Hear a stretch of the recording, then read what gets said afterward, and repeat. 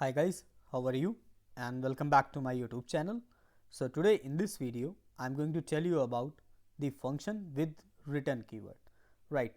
So you have already seen the function in the previous video. Now in this video, we'll see the function with this return keyword. Right. So why do we need return keyword? The first question is, the answer to this question is simple. We use the return keyword so that we can return a value to the function and the program will stop or exit here only, right? And one more thing is there, if you want the value which is returned to the function and you need that value to be used later on in the program, right? And you can store that value in some variable. So for that we'll also use the return keyword. So let me explain over here what is written over here, right? So how you can write a function with return keyword.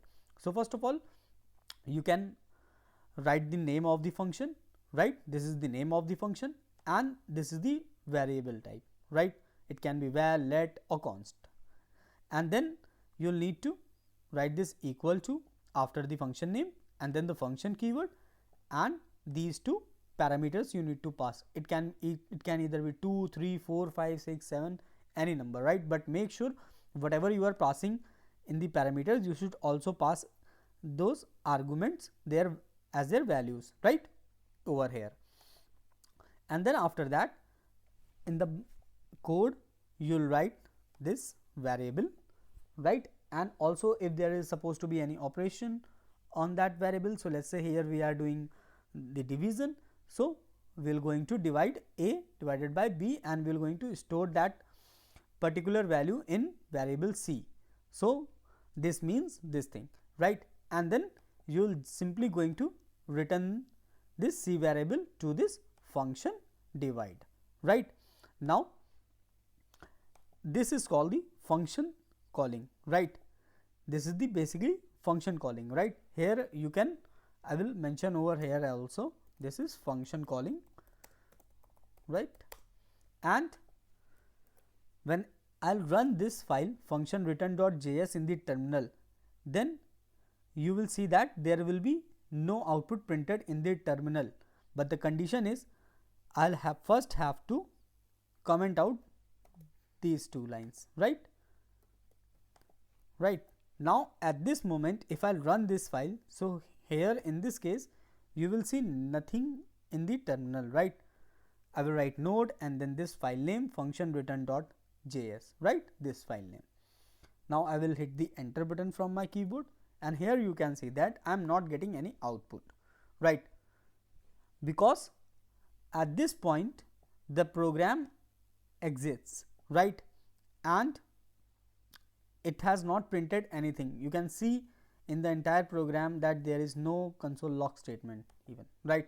So this will not going to print anything in the terminal. But if you want a value, right, this function value to be printed, so for that we'll going to use these two lines, right? Now I will use these lines, right?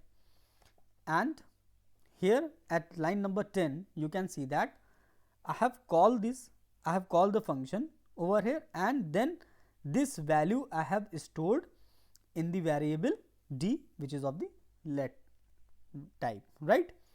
And then in the console log statement I have printed this variable d, which is having the returned value of the function divide, right?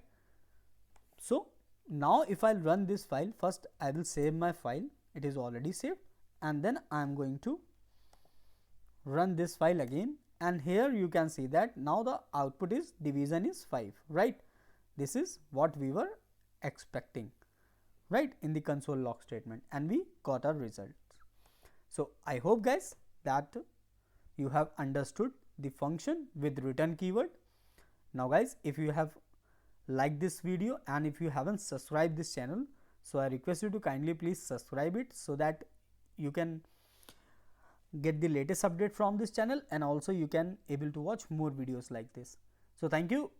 That's all for this video and I'll hope to meet you soon in the next video. Thank you.